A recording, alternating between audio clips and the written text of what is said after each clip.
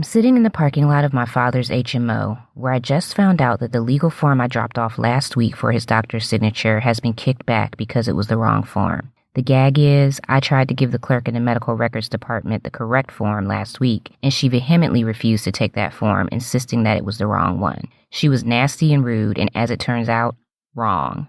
Now I have to start over. The doctor can take up to a week to complete the form, and time is of the essence. I'm Zuri Parks, and this is Chaotic.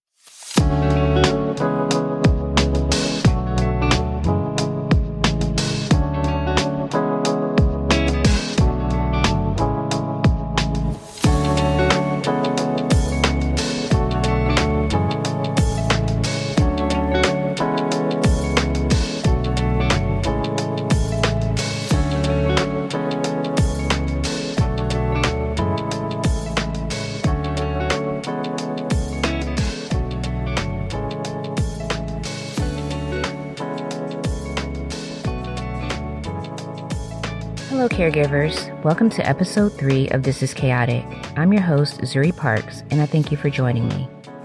Today's episode is pretty much a rant about the bad customer service we've experienced on this caregiving journey. And just to be clear, I'm using customer service as an all-encompassing term to include bedside manner. I realized when I sat down to record this episode that I would have to break this up into 2 parts because the experiences have been just that bad. So this episode, part 1 of the customer service conundrum, we'll talk about general customer service, for example, in the medical records department and in dealing with the courthouse staff. And in part 2, on Monday, I will talk about bedside manner, where I will specifically discuss the horrible doctors we've encountered in this whole process. Well, the good, bad, and the ugly, so to speak. So let's dive right in.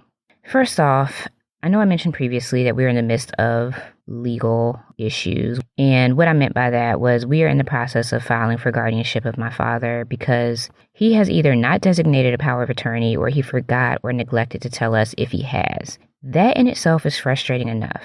But to add insult to injury, the rudeness that I've encountered throughout this process has made an already difficult experience far worse. And why I'm saying I've experienced is because in addition to being a caregiver, I'm also the patient advocate.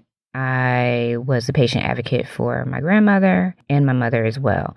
When it comes to dealing with the doctors or medical records or anyone else involved in this process, I'm always the one. So let's just start with the guardianship process. When I initially started the filing, I received a copy of the form from the courthouse website and from a friend who's an attorney. And just to clarify, we are in the state of Maryland and my friend practices in the state of Maryland. So I realized that the form that he gave me was identical to the one that I downloaded from the court website. I went ahead and filled that out and took it to the courthouse.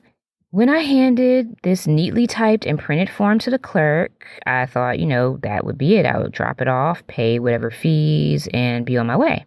She gave it a quick once-over and handed it back to me and informed me that it was the wrong form for 2021 and incomplete to boot. I was confused because it was the same form they made available on their website, but she said that it had been updated for 2021, and then she proceeded to hand me an approximately 35-page packet, which was nothing at all like what I got from the website, which was only maybe like 4 or 5 pages. So I was annoyed, but I figured, okay, rookie mistake. I haven't done this before. I can't expect it to go that smoothly, the first time. Anyway, I asked her if I could fill out the packet and file it the same day, because what I really was looking for was an emergency filing, but I was also informed that that's not a thing, apparently. So she assured me that I could file the same day. And I asked her if I could submit it even though the doctor's forms were not filled out. When you're applying for guardianship of an adult in the state of Maryland, you also have to supply documentation from medical professionals or a social worker who can attest to their mental and physical state. And that needs to be filed as well. Anyway, this clerk assured me, yes, you can file the packet today even without the doctor's forms. So I sat down right there in the office and copied everything I had already filled out onto the new packet. And as I sat there, I overheard the staff interactions with everyone else who came in. A lot of them were there going through a divorce or name changes or maybe a custody. And one woman in particular was helpful to some people and then just rude to others. And there was really no rhyme or reason to it because none of these people were rude to her. Maybe she had some kind of unconscious bias against certain people. I don't really know what it was, but when one person would ask a question, she would immediately shut them down, tell them just fill out the form, and snap at them, while others with questions were directed to a free legal clinic in the courthouse. So I had seen enough. Given what I had seen so far in my interactions with her and the other staff member that was there that day, when I finished, I headed to the free legal clinic, which actually wound up being very helpful. But I went to the legal clinic and had an attorney review what I had done thus far. And to clarify, no, I could not have submitted it the same day, and definitely not without the doctor's forms. So this woman was not only rude, she was wrong. I took the packet home and made the necessary corrections and got the additional documentation that I needed. And this took some time because I had to look into my father's assets and get another doctor's note. So that process took maybe like 2 weeks. I headed back to the courthouse one day with the check in hand for the filing fee and my packet. So the filing fee basically means you do have to pay when you file a case or you decide to petition the court. And the fees vary based on whether or not you're filing with or without an attorney. I filed without an attorney, and the difference was only like $10. But anyway, I am planning to file, I should say, without an attorney. So I headed back to the courthouse about 2 weeks later with everything I thought in order, and I thought I would just drop it off and pay. So imagine my surprise when I hand a staff member the packet, and she glances through it and she says, "This is the wrong packet. You have to complete the packet updated for this year." It was at this point where I almost snapped. I tried to calmly explain that I came in 2 weeks prior and this was the form that I was given and told that this was the updated packet for the current year. And what really annoyed me was that at no point was this person apologetic or anything. Or I guess apologetic isn't a word because it's not like she was the one who gave it to me. But her attitude was just very nonchalant, very, oh, well, this isn't the right form. She didn't take into consideration at all that this person standing in front of them is going through a difficult time and is now inconvenienced or because of an error on their part. Also, understand that there are forms included in this packet that are signed by other people, his doctors, my sister, who's the co-petitioner. So the prospect of going through all of that again because they gave me the wrong documents made me see red. So I went back and forth with the clerk for a couple of minutes because, as I explained, there's no way that I could go back and ask these doctors to redo these certifications, especially one because he was at the hospital where my father was. I had no way to track him down. And there was also a form that my sister signed. And, again, this sets me back. And legal proceedings are time sensitive, which is what these people who are working in a courthouse are not mindful of. Ultimately, I had to do the pages over that were just the pages I filled out. I did not redo the, doctor's certificate or any of that. And again, I had to sit here and do this all while I was there. So that was a major inconvenience to go there twice and be told that, oh, this is the wrong documentation. So anyway, that was the courthouse situation. Moving on, let's talk about my father's HMO. I won't name them, but they are a big HMO in the DC area and their headquarters is in the Bay Area, so they know who they are. I want them to know so that they will do better. First of all, I can't get through to their medical records department at a particular location in the DC area by phone. Every time you call, it gives you the menu and it says dial the following number to reach this department, and then it goes nowhere. Fix it. When you're calling for medical records, it's usually for a very important reason, and we need to be able to reach them.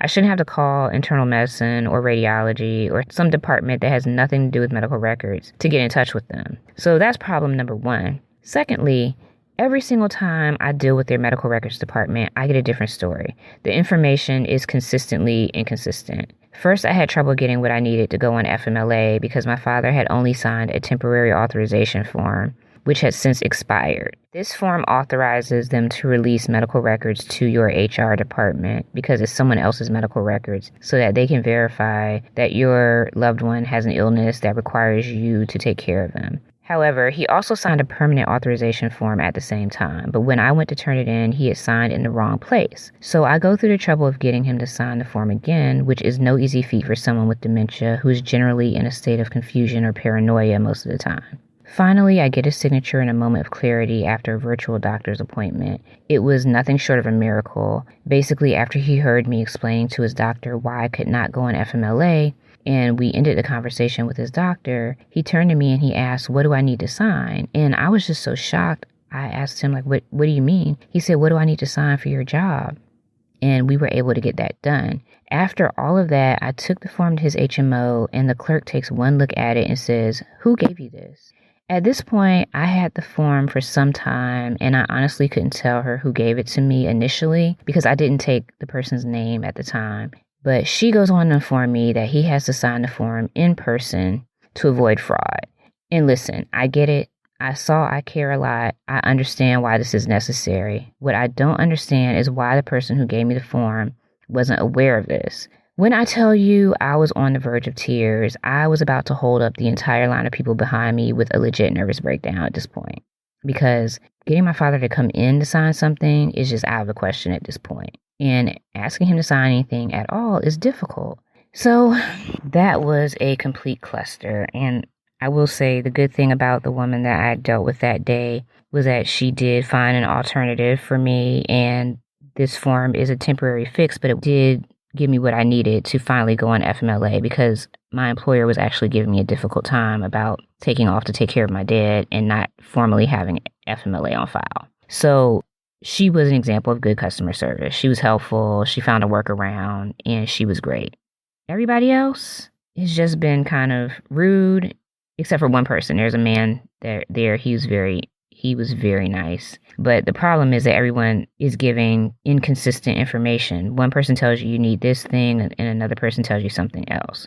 Moving on, now I'm dealing with the guardianship paperwork. And despite my sit down with the law clinic, my filing was kicked back for some deficiencies, as they call them. The biggest issue is that I had to get another medical certification because one of the certificates I submitted was not by a doctor who had seen my dad within the designated time frame. Now, again, we live in Maryland, and in the state of Maryland, one of the documents has to come from a doctor who has seen the patient in the last 21 days. Not a month, not 30 days, 21 days specifically. So I forged ahead and I made an appointment with his psychiatrist, which was necessary anyway because he started to have breakthrough episodes recently. And then I turned in the form. I get there and I hand the clerk a physician certificate because this doctor is a psychiatrist. So the way that it works is in the packet, there are different types of forms depending on who you request to complete them. There's a social worker's form, there's a physician's form, there's a psychologist's form, there's a nurse's form, and I think there are a couple of others. So this doctor is a psychiatrist, but there is no form in there for a psychiatrist. There's only a form for a psychologist. So I actually called the courthouse to ask them about this. I said, the doctor that's completing a certificate is not a psychologist, he's a psychiatrist. So which form should I have him complete, the physician certificate or what? And they actually said, he should complete the physician certificate. So I hand the physician certificate to this clerk in the medical records department, and she refuses to take the form and says, this doctor has to complete the psychologist certificate. I tried to explain to her what the courts told me and that psychiatrists and psychologists are not the same, and he should complete the physician certificate. And she copped an attitude and refused to take the physician form from me. Like, she absolutely refused. I even tried to give her both the physician certificate and the psychologist certificate so that maybe he could decide for himself which one he should complete. And she said no. She was just so sure. And I thought, okay, you do this all day, you should know. A few days passed and I hadn't heard anything back. I told them I wanted to pick it up. So I figured they would call when the form was completed and ready for pickup, or in the very least to let me know if there was a problem. But I hadn't heard anything from them either way. So I head over there on my lunch break, and the clerk that I encounter says, well, did anybody call you? And I'm like, ma'am, that's why I'm here. I'm here because no one has called me and I haven't heard anything either way. I need to check on the status of this. It's a legal document. Time is of the essence. Tick-tock. Like, what is going on? And she's like, well, I can't give it to you. I have to give it to your father because he's the patient. No, that's not at all how it works. I've done this twice now. So she's giving me all this misinformation. She hasn't even gotten my information yet to see who I am or what the document is. Finally, she looks it up and she goes to the back. She comes back and tells me that there was a problem with the form and the doctor couldn't fill it out. Why? Because he's a psychiatrist and he should fill out the physician form, not the psychologist form, which is exactly what I told the clerk that I dealt with a few days prior. So now I have to go back because this previous person refused to take the correct document from me. I have to go back and get that document. And on top of that, this person today is telling me that I also have to submit this additional form with my father's signature. Again, this is the same form that I submitted with my FMLA documents that he just signed 2 months ago. And at the bottom of the form, it states that this signature is good for a year. She insists, no, you have to submit this every time you submit one of these certificates to a doctor. At this point, I had submitted 2 doctor's certificates for his doctors to complete. And at neither time did I have to submit this additional form. So again, it's the inconsistency for me. So I take that form after I ask her over and over again whether the form that they have on file is not sufficient because it is good for a year. She insists that I have to complete that form. So I take it home. Luckily, my dad was having a good day. He was pretty clear. He was able to sign that. I get the physician certificate. I go back the next day and turn both of those in. And when I get there and I'm trying to hand this person the form that my father signed, she said, who told you need this? I can't tell you how many times I've heard, who told you that? Or who gave you this? And the sad part is, at least the people who ask that question are trying to hold someone accountable for the misinformation that they're giving out. But I just need everyone to get on the same page because they're giving people the runaround who are already dealing with a lot. As I said, as caregivers, we're going through a lot. So the least you can do is give us the correct information. But over and over again, every time I talk to someone, I get a different story. So I'm just going to end that here for today. It really took everything in me not to lose my temper through all of this because I'm just trying to do this the right way. And it's very frustrating when you go to an office that is the authority on these things and get a different story every time you show up. So fix it. The system's broken. Fix it. I'll pick up with part 2 on next week's episode. So before I sign off today, I wanted to share this week's wellness tip. This is something I like to share every episode for all of us caregivers out there that's accessible and helpful to us as far as maybe relaxing or something meditative. So this week's wellness tip is adult coloring books.